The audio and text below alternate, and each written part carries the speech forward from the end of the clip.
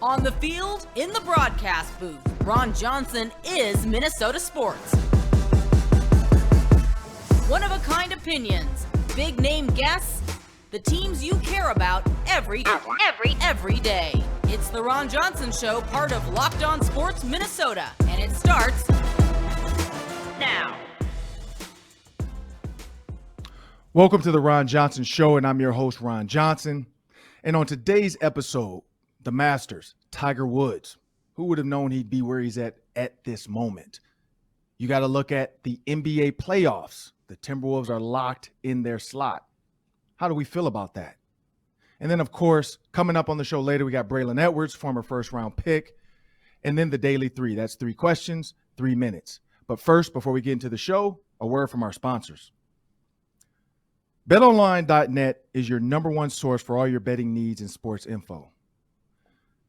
For all the sports developments, including this week's Masters odds, podcasts, and reviews from all the different leagues this season, BetOnline is your continued source for all your wagering information, including live betting, esports, and scores. Head to the website today, use your mobile device, and learn more about the trends and actions. I know with BetOnline, for me, looking at the end of the season bets, you got to look at giving the Warriors 14 points. It was a sure, easy bet for me. Who is really going to play this hard when you know you're locked into the number 3 seed? But understand BetOnline is going to give you the odds that you need, the information you need, and also the ability to follow the score throughout the game to keep track of that bet. BetOnline is your source for all your betting needs. And now as we jump into the Ron Johnson Show, I'm going to bring in Sam Ekstrom. Sam, how's it going today? You know, yesterday, talking about BetOnline, I think I touted the Wolves minus 8.5 last night, and that went badly right at the end. It was looking good, and then Anthony Edwards started gunning threes, shooting for 50. Yeah, that's the bad beats that people hate. You know, you look at, I saw the Kentucky game. I don't know if that was this year or years ago, but, you know, I think they were plus 11, and they were up 10. Guy steals the ball in the wide open court, 10 seconds left. Instead of dunking the ball, he just stops. And then his team is yelling because he's a backup, go dunk the ball. He dunks it. They go up 12. Everybody who picked Kentucky would have won plus the 11 points. But, the kid did not understand it, which tells me that he's not gambling for his own team. So that's good because we know what happened with Calvin Ridley. But as we jump into this show, the Timberwolves are set at the number 7 seed. And the question was posed, is it fair? Is this fair? And when I think about fair, I have to think about what's fair. Like, is life fair? No. Is the world fair? No. Is the world going to give us exactly what we want when we want it? No. So the Timberwolves are faced with a team in the Clippers. I personally think it's not fair. Even though the world's not fair, I think this is not fair. You've earned the right to be the 7th seed. They should be the 8th seed. If you want some kind of play, I don't even think the play in, like if you're 9-10, no, you're done. Go fishing, go to Cancun, be done. But you look at the Timberwolves versus the Clippers, and this is why it gets scary now in a playoff scenario like this with the bracket. The Timberwolves are 2-3 versus the Clippers. The Timberwolves have been outscored 551 to 563 this season. So it's been close, but each game has not been close. The scores have been close because each team has blown each other out by 15 to 20 points. You look at the Clippers win November 5th. They overcame a 10-point deficit in the first half. That's the only time in this series that the team losing in the first half came back and won. Every other time, whoever finished the first half off in the lead, they won. So it was 2-2 up until that point when the Clippers finally found a way to come back on the Timberwolves. You look at Paul George, his 24 points a season. He's only played 30 games, though. You look at Reggie Jackson, his 17 points, which leads the team because he's played 74 games this season. But here's the scary thing. Kawhi Leonard is possibly coming back for the playoffs. And so the question is he going to play in this play-in? Is he ready to go? Or is he going to wait and see what seed they get? Like, is he just going to let them play it out and try to get the 7th seed and then come back to play the Grizzlies? I mean, if I'm the Grizzlies, I'm mad at that. Like, why all of a sudden do I have to face Kawhi Leonard and Paul George, two of the best defenders in the league? I think for the Timberwolves, that's, again, you put Kawhi Leonard and Paul George in there, now you're facing two of the best defenders in the league. So that's when the Timberwolves are going to need the entire big three, because Paul George is probably going to, between the two, one of them is going to try to eliminate Anthony Edwards. The other one is going to take another person, but they're also going to play that switch off on D'Lo. And then Karl-Anthony Towns. So Karl-Anthony Towns has to be able to go out and give you 30 to 40.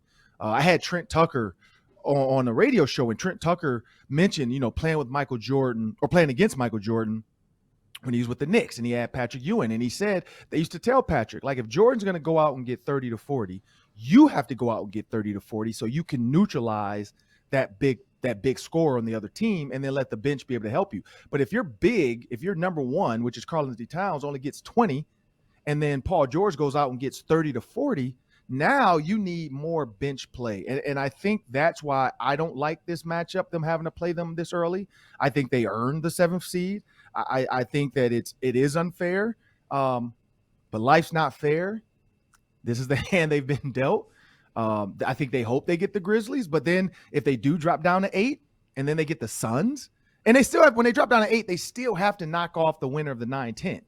So it's not a guarantee. They can go from 7 at home in Cancun, and that would be the biggest meltdown, I think, or one of the biggest meltdowns in Timberwolves history that people are never going to forget if that happens. If all of a sudden they go from 7 to 10 or 7 to 9, fans are going to be absolutely pissed off. I mean, that's not going to be a fun, weekend for the Timberwolves faithful, as people are just going to kill them. You look at Anthony Edwards, we could talk about that later. You brought it up, his demise down the stretch, trying to get 50 points, giving up unnecessary baskets just to, shoot another 3-point. Reminds me of myself at Lifetime Fitness. When we're up 14-3 playing to 17, I'm the same way. I'm jacking up threes from the logo because, one, I want to win in grandiose fashion, but also it's just like, man, we're up 3 to 14. Everybody jack up a 3. The team was giving him rebounds as well. So we'll get into that later in the show. But Sam, what are your thoughts? Do you like this plan? Do you think it's fair? So I like entertainment, and single elimination formats are entertaining. Like in baseball, if 2 teams tie at the end, they get a 1-game play-in. And those are some of the best baseball games. The Twins have been a part of some of those. In March Madness, single elimination throughout. The NFL, single elimination. People love tiebreaker games. They love one and dones. And in a series, if it gets to game 7, where winner advances, loser goes home, people love those situations. So I get the appeal of why they created the tournament. But this year, if we're talking about fairness, the Timberwolves are 5.5 games better than the Clippers. They're 9.5 games better than the Pelicans. And they're 11.5 games better than the Spurs. Here's how I would tweak it, Ron. The Wolves should not have to play the Clippers. The 7 should play the 10. And the 8 should play the 9. And the lower seed should have to win twice. That's, I think, the most fair way, because the Wolves have earned the right to have a Spurs team that's 34-46, because the Wolves were that good. They shouldn't have to play a legitimately good and strengthening Clippers team. And if Kawhi plays in that game, that's basically the 3 seed from last year. I mean, that's the full strength of a really good title contender last year that the Wolves are going to have to get stuck playing. So that's a really bad break for them. And I think they need to tweak the format to reward the better teams in that play-in so that a good team like the Wolves isn't left out in a random 1-game situation. Yeah, and Kawhi Leonard reportedly has been at practice dribbling, working out, around there. People are saying, do you bring him back and risk further injury?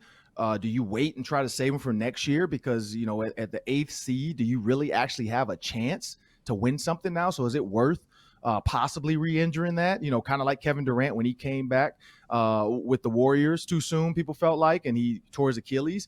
The re-injury sometimes is worse than the original injury because you're ready to come back. Same with Adam Thielen. Coming back too soon for that game, he ends up having to have season-ending surgery as well. So, we can throw out a bunch of reasons why Kawhi Leonard shouldn't come back. One, because the Timberwolves shouldn't have to see him. But 2, injury. What's the purpose? Is that really going to help you? Do you really think you can beat the Suns? And that's the thing. Like you said, at full strength, they are the 3 seed from last year. So in their mind, maybe they feel like they can knock the Suns off because the Suns people feel like they're a hit or miss team. When they're really hot, they're hot. But when they're not, hitting on all cylinders and Devin Booker is forcing it, they're not what they thought they were, in which that's what you saw what the Bucks took advantage of last year. When you can figure out ways to slow them down, they're a beatable team. And maybe that's what the Clippers are thinking. Maybe the Clippers are thinking, let's go get the Grizzlies, who, if we have two of our best defenders, we can neutralize Ja Morant, and also show that we're veterans and really just put our veteran presence in this game, and the Grizzlies being new to this. So I think that's why this whole thing is perplexing. I think I like to play in for the simple fact of not in the NBA, but I think high school. You look at the Minnesota High School League issues with North Minneapolis having to play a team that barely played, 7-8 games, and they beat them like 120-4, something like that, or 144-4. That's when you should have a play. You should have a plan with like the 4 lowest teams to have to then go up and then get into the playoffs. That lowest of the low should not play the best. The first two should get a bye. Let those lowest of the lows play each other to see who's better to come up. Because then maybe it's a better game if the lowest plays the second lowest and vice versa and so on and so forth. You're not seeing these 144-4 blowouts, but that has nothing to do with the NBA. That's just me on my rant. But coming up on the show next, we're going to have Braylon Edwards. But first, a word from our sponsors. I've got a massive sweet tooth. I love candy. I love sweets. I love desserts. My 1-year-old got an early Easter basket, and I stole his candy. I'm not too proud to admit it. So when Built Bar comes out with these chocolate-covered puffs, I'm like, give me some. And then I find out that they're actually good for me. Yeah, that's a huge bonus. Puffs are the first ever protein-infused marshmallow. They're fluffy. They're marshmallowy. I'm not sure if that's a word, but they're still just a protein bar, and yet they're covered in 100% real chocolate. I don't know how they do it, but they've got the cinnamon, the coconut, the banana cream pie. Built Bar is unbelievable and still healthy. So go to Built.com, scroll down to the macros chart. You'll be blown away. They're high protein, low calorie, high fiber, low carbs. Built Bars have the following stats. This would be on their sports card. 130 calories, 4 grams of sugar, 4 net carbs, 17 grams of protein. Compare that to the usual candy bar, 240 calories, 30 grams of sugar, dozens of net carbs. Built Bar is better every time. They nail every recipe. Go to Built.com, use promo code LOCKED15 and get 15% off your order. Use promo code LOCKED15 for 15% off at Built.com.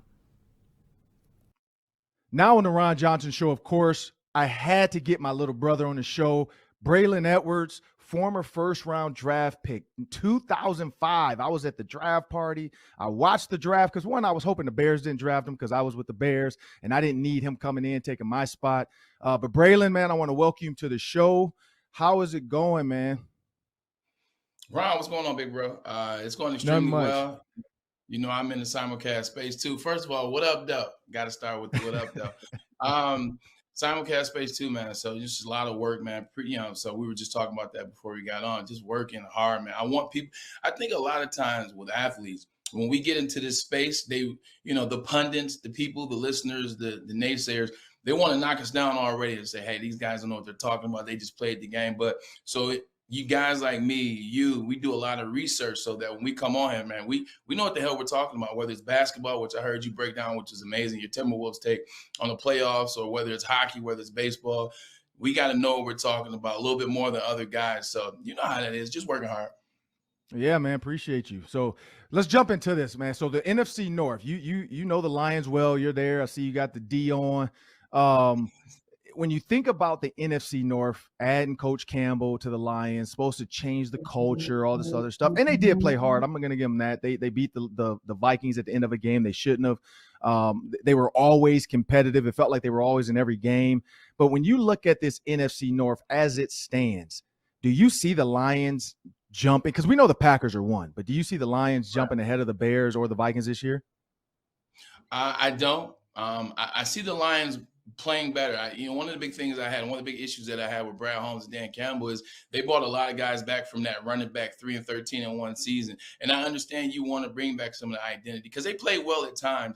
but they didn't go after guys that can enhance a young brand. Like, it's okay to bring back young guys and have that identity and have guys that will just listen and they're happy to be on the team. But you got to get those guys that can also come in there as a Bobby Wagner, as a Tyrann Mathieu. You need a couple guys that can help expedite that process. So I was a little disappointed with that. I think they win 6 games this year.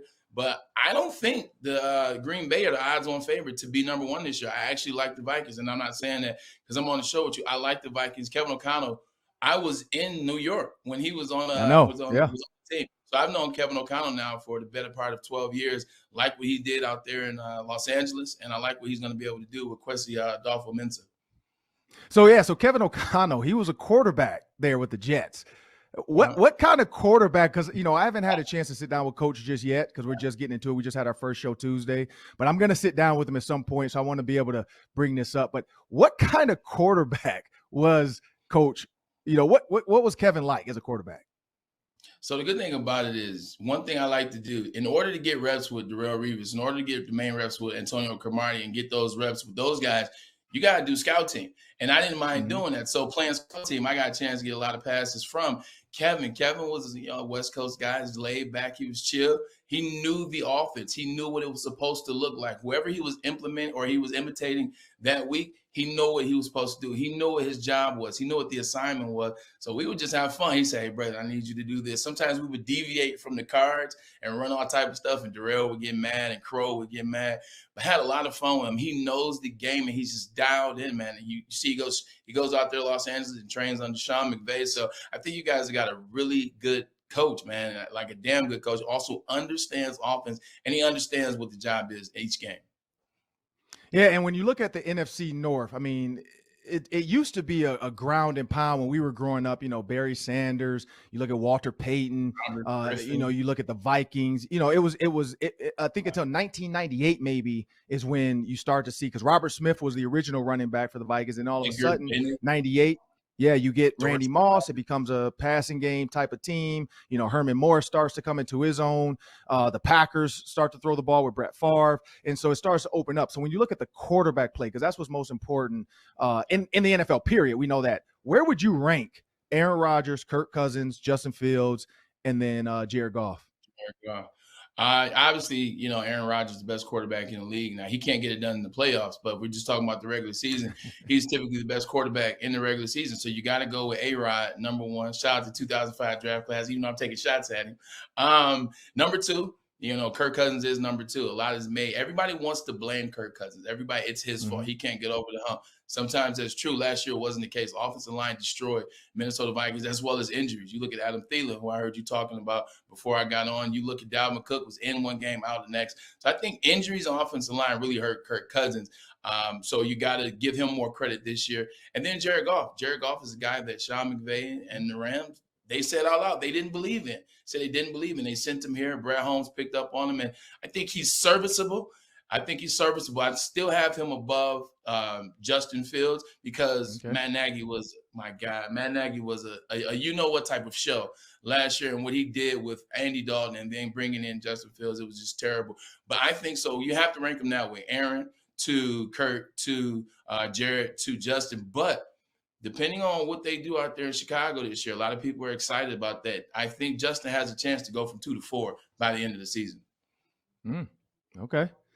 So when you're thinking about what this NFC is going to be and what the Lions have to do, what do the Lions actually need to do? I mean, is it drafting a quarterback? Like, what do they need to do to become a team that can win 9 to 10 games a year? Everybody's talking about this Malik Willis too. Listen, I understand, that Chiefs and Bills game has everybody wanting that type of quarterback. You want a guy that's exclusive, is elite, a guy that's special, a guy that can run, a guy that can pass, a guy that can get you out of trouble like Mahomes, like Josh Allen. I don't know if Malik Willis is it. I could be wrong about that, and that's okay. But I do know that Kayvon Thibodeau is a monster out of Oregon. I like what he has. I don't like the narrative that is out there about him. You know how those narratives are. They would try to destroy individuals just because he cares about himself off the field. He cares about moving forward. I learned this from Jerome Bettis. That's the big OG. JB told me this a long time ago. He said, hey, Care about the thing that's going to make you money, and that's football. And I know Kayvon Thibodeau cares about football. That's how he can do the NFT stuff. That's how he can do the crypto stuff. So I don't like that narrative. I think he's the guy you go out there and draft. You get to the quarterback, you help yourself. You got a really good offensive line. You got a decent backfield.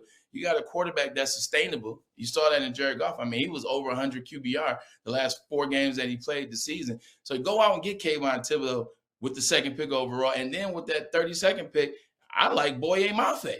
That's another Minnesota guy. Yeah. Shore that defense up. Your offensive line is sustainable.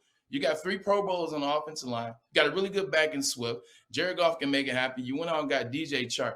So you got to draft well. And when I mean draft well, Kayvon Thibodeau, not Malik Willis, and then Boye Mafe, I would like at 32. Also, no year 2 rookie mistakes. You saw Dan Campbell from taking over the offensive play calling and not knowing what he was doing essentially early in the year. You saw the 2 games early in the year. One was against you guys where they blew the game, the first one against you. Should have beat Minnesota Vikings and ended up losing 17-19 on a long field goal at the end. Did the same exact thing with the Baltimore Ravens. Should have beat them and end up giving up a 66-yard field goal to break the NFL record with Justin Tucker. So don't make any of these second-year rookie coaching mistakes. Hey, we let you get your feet wet. Now it's time for you to get better.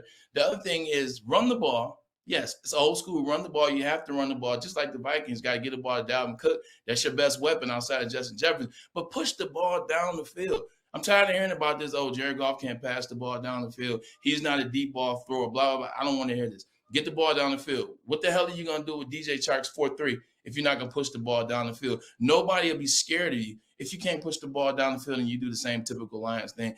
And then last, keep that same defensive energy, because what people don't realize is the Lions 19-17 against the Ravens, 19-17 against the Vikings, 30-12 they beat the Cardinals, 16-20 they lost to the Falcons, 16-14 they lost to the Bears, 16-16 they tied with the Steelers. That defense played outside of themselves last year. So keep that same energy. That's the keys for the Lions.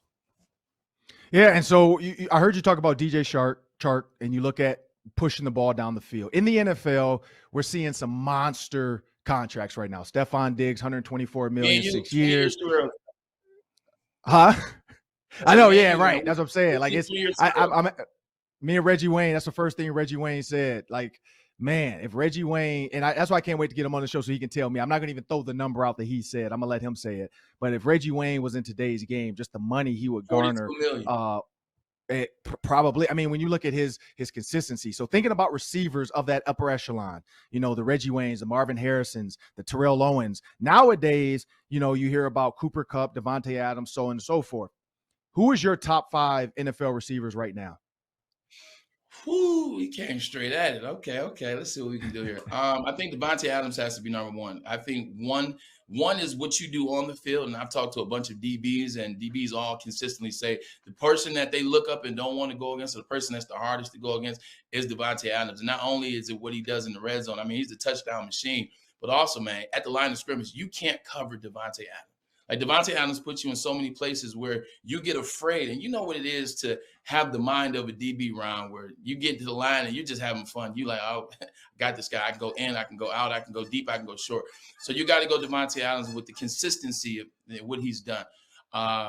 Cooper Kupp, I mean, Triple Crown. And I know people want to make much about it was only one season. You go back and look at some of his stats. He didn't have a 1,000-yard season before that, I don't believe. But you don't get 1,900 yards, man, off nothing. You don't become a Triple Crown leader off nothing. Matthew Stafford was able to go to him because he was there.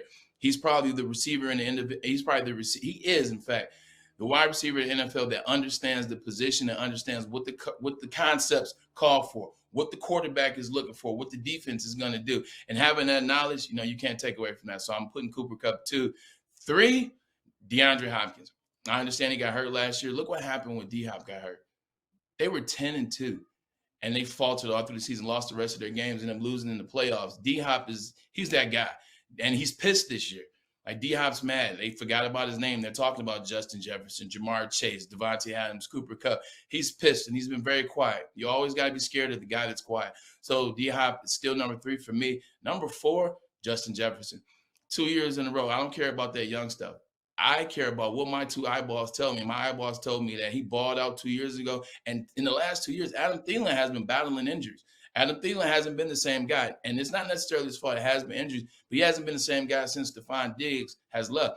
Doesn't matter, Justin Jefferson. He goes out there, hits the gritty, hits the touchdown dance. He gets it popping day in and night out. Justin Jefferson is dependable. And then number 5, I got to go with his college teammate, Jamar Chase. Jamar Chase, I know it's only 1 year. I know it's a rookie year. He's fearless, Ron. Like, he's fearless. He can run every route in the route book. He can run every route in the route tree. Fearless, tenacity. Look what he did in the Super Bowl. Look at that catch.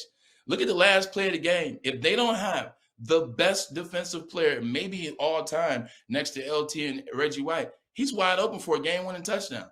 Like, that tells me who he is. He's fearless. He doesn't care. He runs every round. He has hands. So I got to put him 5. And then right outside there, I got Tyreek, Debo, and Mike Evans. I look at Tyreek and Debo. They're more like great players. Like, Debo's a great player. Like, you look at him, 359 yards rushing. Tyreek Hill, same thing. Like, they don't strike me as just receivers. They strike me as damn good football players. Well, yeah, you heard it first from Braylon Edwards. Stephon Diggs, Keenan Allen got the snub. But it's tough to always put a guy in the 9-10. Keenan Allen got a snub. And it's funny, like, you won't be able to see my list, but I had a similar list to that as well. But Braylon, man, I want to thank you for joining the Ron Johnson Show. Braylon Edwards, you heard it first. In my opinion, the best receiver to ever come out of the Big Ten. One of the best receivers, or the best receiver to come out of the state of Detroit, Michigan. He went to my high school, ended up going to a different high school because, my high school didn't throw the ball. Braylon made the best decision ever. Went to University of Michigan. Now you can check him out on Woodward Sports. So go to YouTube, check out Woodward Sports.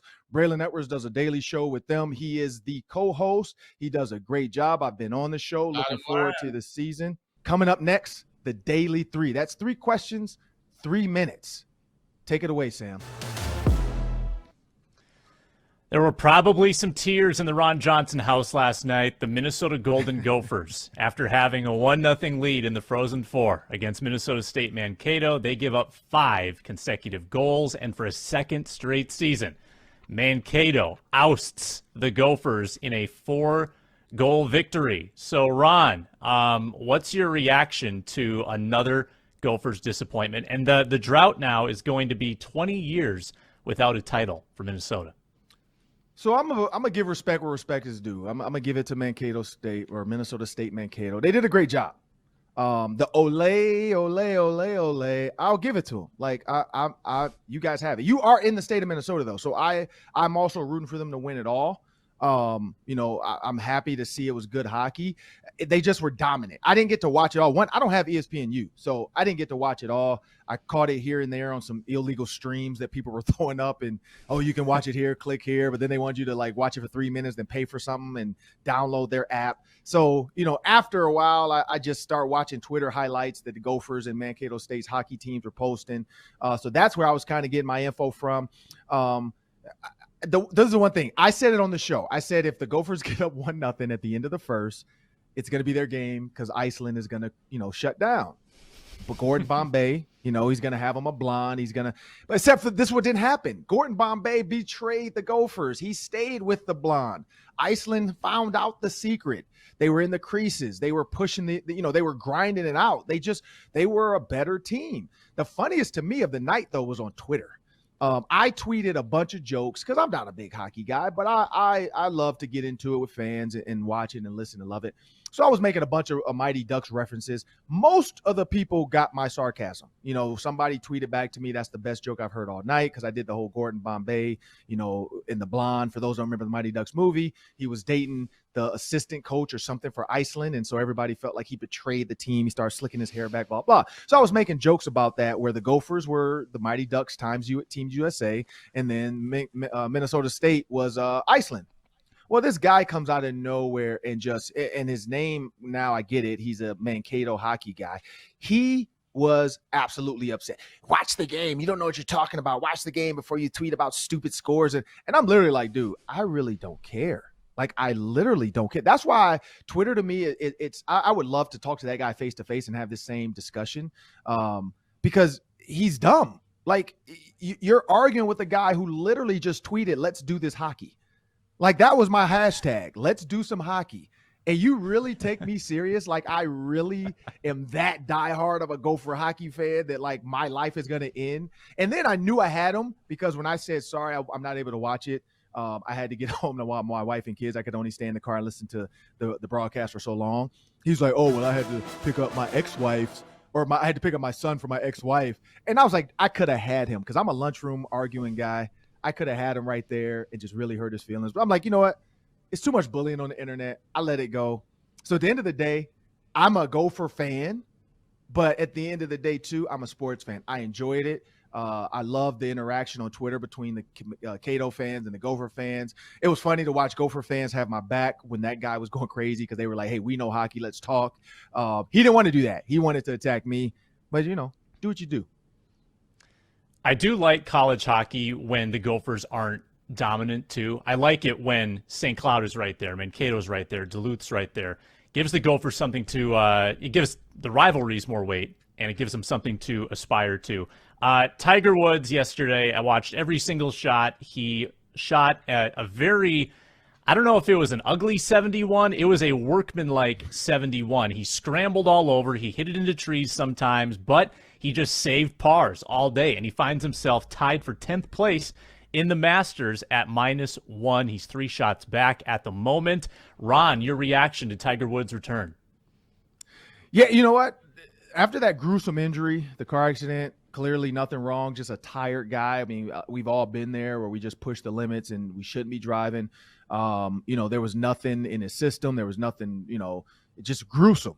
And then to think his career is over, we see him playing with his son, Tiger and his cub. And then, he makes the announcement, I'm back, Michael Jordan-esque. And then you see the gallery, the crowds watching him just for his practice rounds. I can't imagine what Saturday is going to look like if he's still in this. And so when you look at him at 10, 3 shots back, I think the goal for today is, he has to be, probably 2 or 3 under to really, because today is when yesterday guys got the feel for the course. Today is when guys are going to start attacking the course. And you're going to see guys take some Bubba Watson type chances and try to bend the corner and try to really, really just get as close as possible in danger of that, that much. Like I'm gonna risk it all because I have to, I have to go eagle here. I have to be putting for eagle here. And that's where Tiger, he even said it. He said, you know what, swinging is not the problem. He said it's the walk. It's the walk, that whole course. It's not easy, especially coming off an injury. And so I think that's going to be, I still think some of these rules need to be changed. If you're on IR for a golf, you should be able to get a golf cart. Like, or at least a motorcycle cart. Like, I get it. Like the whole shorts. Should they be able to wear shorts on the court? Like, there's too many. They're almost baseball-ish. They're worse than baseball. But it's just too many rules. They finally changed the drop the ball rule. Now you can have a free drop and place it and blah, blah. And it doesn't have to be, this close. And you can redrop it. You can place it. Like, some of these rules, as hard as golf is, a millimeter is not going to change a shot. Like, if a guy moves the ball 1 inch forward or 1 inch back, it's not going to change the shot. I think sometimes we get too crazy with it. But Tiger Woods in this thing, I felt like a kid again. Like, I felt like this college kid sitting up watching Tiger just dominate, people scared of him. When he shows up for warm-ups with the hat backwards, I mean, he was a scary sight.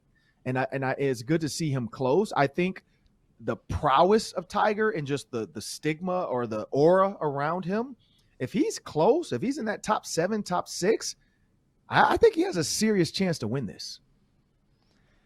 Yeah, I couldn't believe how he just kept finding ways to save par. And I don't think the way he played yesterday is sustainable. Like, he only hit 9 greens in regulation. You got to have more birdie putts to win a golf tournament. But after what he's been through, for him to play that competitively when a lot of people were getting buried by that golf course, I think he's in it as well. But you're right. Day 2 is going to be critical because he's just as close to the lead as he is to the cut line. So if he's +3 instead of -3, it could go the wrong way. Twins home opener after a delay yesterday or a postponement. They are back on today, 3 p.m.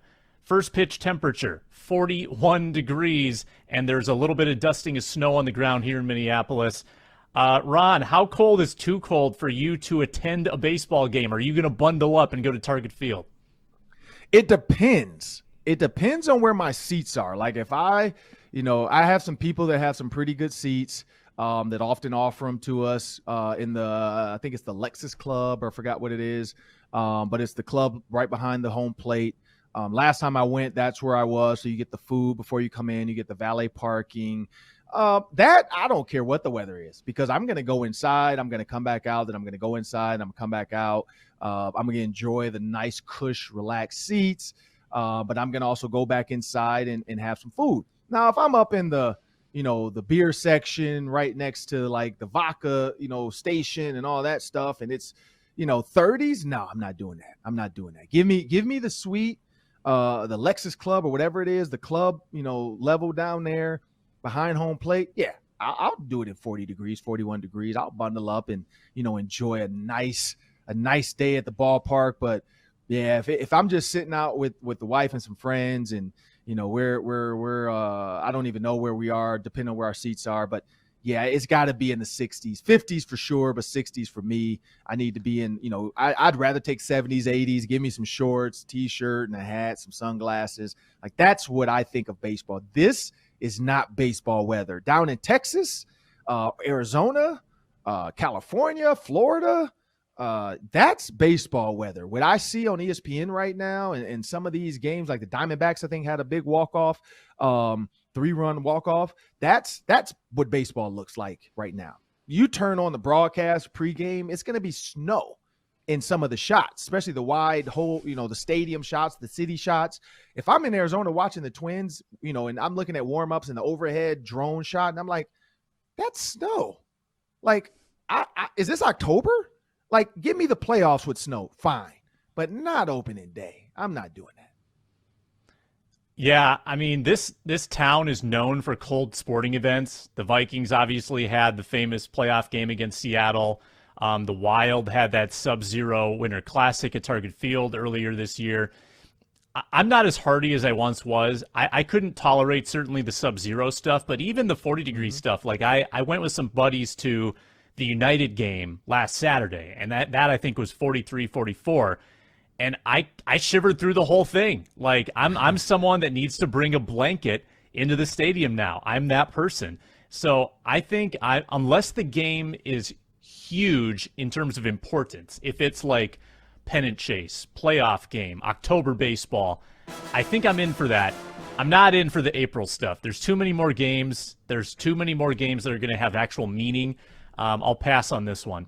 Bonus question for you. We touched on it earlier, but Anthony Edwards last night was going for 50 points. And as he was and kept shooting and missing, the Wolves' 13-point lead shrunk to 4 in the closing seconds, and the Spurs actually had a chance because the Wolves were goofing around. So, Edwards, fun or selfish with that those last couple minutes there? Well, when you look at who's behind them in the Clippers at 40 and 40, I don't think it mattered. Like, I think that's where they were at that point. It didn't really matter. Again, we talk about momentum, though. Momentum going into the playoffs, that's huge. For the simple fact that they might have to play the Spurs if they lose and blah, blah, and the Spurs win. I think it's fun. I think the fact that his teammates were, like, I saw Karl-Anthony Towns get a rebound and kick it right back to him. The fact that his teammates were doing it too, so whether it was the coach over there that knew what was going on. I mean, coaches aren't dumb, players aren't dumb. They know what's going on. They all look up at the scoreboard and they see, he's at 47 or, whatever. That's where I say, as long as the teammates are fine with the result, who cares about the fans? Who cares about what we think? Like, it's about his teammates and his coach in that locker room. That's all that matters. I think we forget that. From a selfish standpoint, I say for the gamblers, I know they think it's selfish because at 13, they're like, okay, I got this. They're taking that ticket. They're looking at betonline.com. They're like, oh yeah, we're about to cash in. No, I'm not.